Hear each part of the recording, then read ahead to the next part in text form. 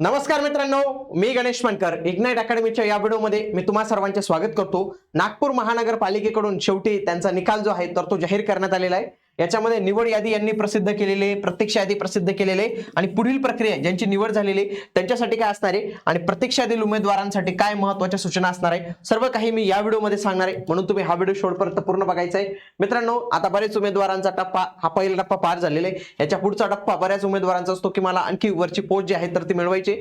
तर त्या सर्व विद्यार्थ्यांसाठी एमपीएससी कंबाईन 2026 ची मित्रांनो आपली बॅच सुरू झालेली आहे, तेही लाईव्ह स्वरूपात. येणाऱ्या एमपीएससी कंबाईन ग्रुप बी आणि ग्रुप सी साठी संपूर्ण पूर्व प्लस मुख्यची संपूर्ण तयारी करून घेण्यासाठीची ही इंटिग्रेटेड बॅच असेल. आजच इग्नाइट अकॅडमीचं ऍप्लिकेशन डाउनलोड करून याला तुम्ही जे आहे तर ते ऍडमिशन घेऊ शकतात. आता बघा, त्यांनी नुकतीच 20/2/2026 20/2 ला सांगितली, पण ती आय थिंक 22 ला आलेली आहे. नागपूर महानगरपालिकेच्या आस्थापनेवरील गट क संवर्गातील रिक्त पदे सरळ सेवा प्रवेशाने भरण्याकामी वर्तमानपत्रात जाहिरात देण्यात आलेली होती. त्याच्यामधील बघा, कनिष्ठ लिपिक, लेखापाल, डेटा मॅनेजर, ग्रंथालय सहाय्यक, सिस्टीम अनालिस्ट, विधी सहाय्यक, कर संग्राहक. बघा, कर संग्राहक आणि लिपिक या दोन पदांसाठी सध्या जास्त डिमांड होती. तर यांची निवड यादी आणि प्रतीक्षा यादी ही त्यांनी जे आहे तर ते जाहीर करून दिलेले. बाकी पुढे त्यांनी काही सांगितलेलं नाही, कधी यायचं, काय यायचं, डॉक्युमेंट कोणते घेऊन यायचे त्याविषयी त्यांनी काहीच माहिती दिलेली नाही. बघा, तुम्ही जर वेबसाईटवर गेले, बघा ही वेबसाईट आहे, इथं जर तुम्ही कुठलंही ओपन केलं, for example me tax collector open करतो, तर इथं जर तुम्ही केलं तर तुम्हाला जे निवड झालेले लोक आहेत तर त्यांची दिसणार आहे. सगळ्यात आधी बघा, नागपूर महानगरपालिका एकूण रिक्त जागा त्यांनी दिलेल्या आहेत. बघा, 74 रिक्त जागा होत्या.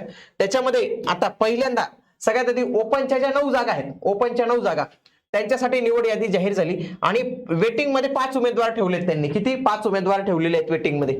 बघा, पहिला जो टॉपर आलेला डायरेक्ट तो हा व्यक्ती आलेले, त्याला गुण आहेत 183.04 आणि याची निवड ओपन जनरल मधून झालेली. म्हणजे जरी याने फॉर्म एनटी मधून भरलेला होता, एनटीसी मधून भरलेला होता, तरी याची निवड ओपन मधून झालेली, कारण की त्याला मार्क्स सगळ्यात जास्त होते. ओके, तर इथं हे सगळे ओपनचे कट ऑफ आपल्याला इथं पाहायला मिळतात. बघा, ओपन जनरल जर आपण इथं पाहिलं, यांची निवड झालेली ओपन जनरल, तर याचा कट ऑफ येईल 181.57. 181.57 हा नॉर्मलायझेशन नंतरचा स्कोर तुम्ही बघू शकता, तेवढा यांचा येणार आहे. त्याच्यानंतर बघा, वेटिंग लिस्ट कुठं क्लोज झाली? 178.65 याला वेटिंग लिस्ट क्लोज झालेली. पण लक्षात ठेवा, नवीन जी आर नुसार वेटिंग लिस्ट 2 वर्ष असणार आहे. मग या नागपूर मनपाची पण वेटिंग लिस्ट 2 वर्ष असणार आहे आणि 2 वर्ष यांची जाहिरात येणारच नाही. आता शक्य नाही एवढं कमी कालावधीत येणं, फार त्यांनी काही केलं तरच येईल, पण बाकी 2 वर्ष येणार नाही. या 2 वर्षात जे काही उमेदवार, आता समजा मी सुरुवातीला काय सांगितलं की या व्यक्ती काही इथंच थांबतील असं नाही, यांच्यापैकी बरेच चांगले उमेदवार आहेत, त्यांचा चांगला अभ्यास आहे, ग्रुप बीचा, ग्रुप सीचा, तिथं चांगली पोस्ट मिळवायची त्यांना, काही नाही एसआर मिळवायची, एसटी मिळवायचे, एसओपीएसआय मिळवायचे. ते तिथं जर सिलेक्ट झाले ते हे जागा सोडतील, हे जागांमध्ये यांची नंबर लागेल, हे सिलेक्ट झाले पुन्हा एक वेटिंग लिस्ट वरती सरकेल. तर अशा पद्धतीने बाकीच्या उमेदवारांना या 2 वर्षाची संधी, या 2 वर्षात हे उमेदवार बऱ्याचपैकी इकडे तिकडे जातीलच ना, तर ते देखील तुम्हाला इथं पाहायला मिळणार आहे.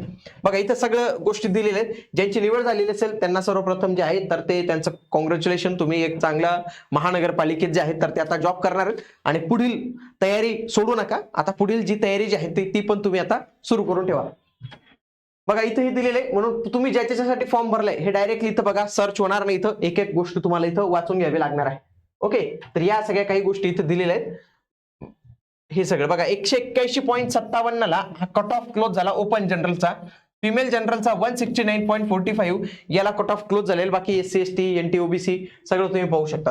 पुढील प्रक्रियेमध्ये सगळ्यात आधी आता काय असणार आहे? कागदपत्र.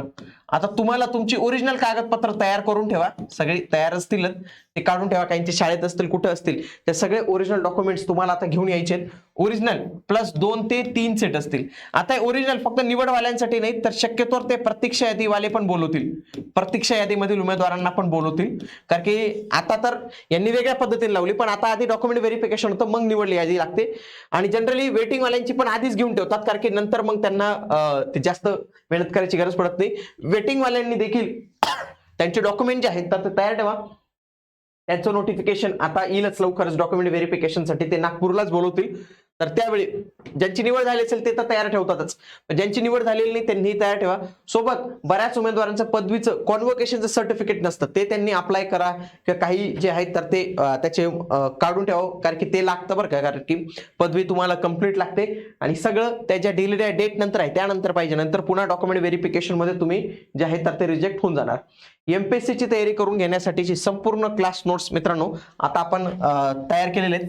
मग हे मराठीमध्ये पण आहे, इवन दो इंग्लिशमध्ये पण देखील महाराष्ट्रात आपण सर्वप्रथम इंग्लिशमध्ये देखील क्लास नोट्स तयार केले आहेत. इंग्लिश मराठी मीडियम तुम्हाला ज्याची तयारी करायची असेल त्याची तयारी तुम्ही करू शकता. इग्नाइट अकॅडमीच्या ऍप्लिकेशनवर हे सर्व बुक सेट अवेलेबल आहेत.